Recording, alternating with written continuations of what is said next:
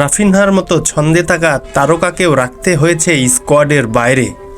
যারা ছিলেন তারাও পুরোপুরি প্রস্তুত ছিলেন না, কিন্তু এই অপ্রস্তুত দল নিয়েই গতকাল রাতে ওসাসুনাকে লা লিগায় ৩-০ গোলে হারিয়েছে বার্সেলোনা।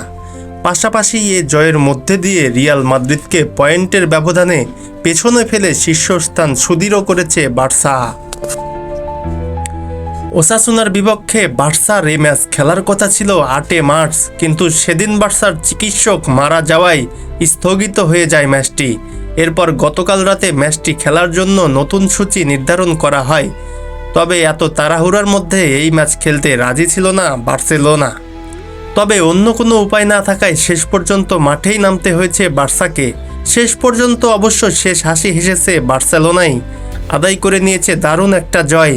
বার্সারে জয়ে গোল করেছেন ফেরান তোরেস, দানি ওলমো এবং লেভানডস্কি। ওসাসুনার বিপক্ষে পাওয়া এই জয়ের পর ২৮ ম্যাচে শীর্ষে থাকা বার্সার পয়েন্ট ৬৩, সমান ম্যাচে ২-এ থাকা রিয়ালের পয়েন্ট ৬০ আর ৩-এ থাকা আতলেটিকো মাদ্রিদের পয়েন্ট ৫৬। ঘরের মাঠে পাওয়া এই জয়ে সব প্রতিযোগিতা মিলিয়ে ২০২৫ সালে এখন পর্যন্ত অপরাজিত রইল বার্সেলোনা। সব মিলিয়ে ১৯ ম্যাচে অপরাজিত তারা। এই ম্যাচ জেতার পরে স্বাভাবিকভাবেই বেশ উচ্ছ্বাস প্রকাশ করেছে বার্সা কোচ হান্সি ফ্লিক। অবশ্য দানি ওলমোর চোটের কারণে কিছুটা হতাশও হয়েছেন তিনি। তবে এই ম্যাচ নিয়ে সরাসরি বিরক্তি প্রকাশ করেছেন বার্সা ডিফেন্ডার জুলেস কুন্দে। খেলার জন্য এই দিন তারিখ ঠিক করা ক্লাবের প্রতি সম্মানের অভাবকে প্রকাশ করে। আমরা যন্ত্র নয়, নিজেদের খেলাটা খেলার জন্য ভক্তদের আমরা যা দিতে চাই সেজন্য বিশ্রামটাও জরুরি।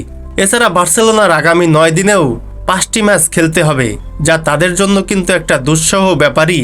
তো বন্ধুরা, আপনাদের কি মতামত? বার্সেলোনার এই টাইট যে শিডিউল, সেটা কি তারা মেনটেন করে ভালো ফলাফল করতে পারবে, নাকি এই শিডিউলের ফাঁক ফোকরে পড়েই তারা এবার পয়েন্ট হারিয়ে আবার রিয়াল মাদ্রিদ এবং অ্যাথলেটিকো মাদ্রিদকে এগিয়ে আসার সুযোগ করে দেবে? অবশ্যই কমেন্টে জানান।